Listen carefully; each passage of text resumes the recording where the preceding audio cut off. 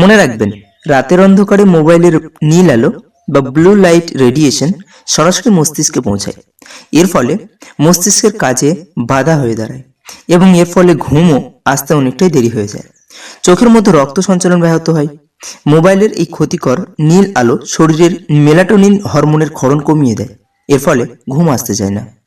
আর দিনের পর দিন রাতে ঠিকমতো ঘুম না হলে শরীরে একে একে বাসা বাঁধতে থাকে একাধিক জটিল রোগ।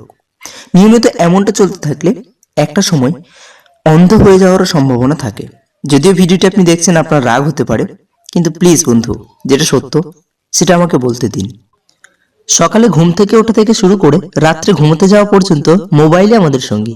বিভিন্ন কাজে মোবাইলই এখন ভরসা, কিন্তু এই অতিরিক্ত মোবাইল ব্যবহারই আমাদের শরীরে চরমতম ক্ষতি ডেকে আনে। বর্তমানে 20 থেকে 35 বছর বয়সের 80% ছেলে মেয়েরাই রাত্রে মোবাইল নিয়ে শুতে যায় এবং যতক্ষণ পর্যন্ত না ঘুম আসছে ততক্ষণ পর্যন্ত মোবাইল হাতে নিয়ে খুঁটখুট। এমনটা যারা নিয়মিত করছেন তারা নিজেরাই নিজেদের ক্ষতি ডেকে আনছেন নিজেদেরই অজান্তে। তো বন্ধুরা, যদি ভিডিওটি ভালো লাগে তাহলে দয়া করে একটি লাইক দেবেন এবং আমাদের এই চ্যানেলটিকে বিনামূল্যে সাবস্ক্রাইব করে আমাদের সাথে থাকবেন।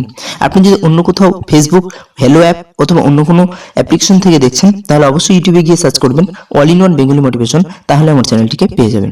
ভিডিওটি দেখার জন্য আপনাকে অসংখ্য ধন্যবাদ। ভালো থাকবেন, খুশি থাকবেন, নিজের এবং পরিবারের খেয়াল রাখবেন। Good bye.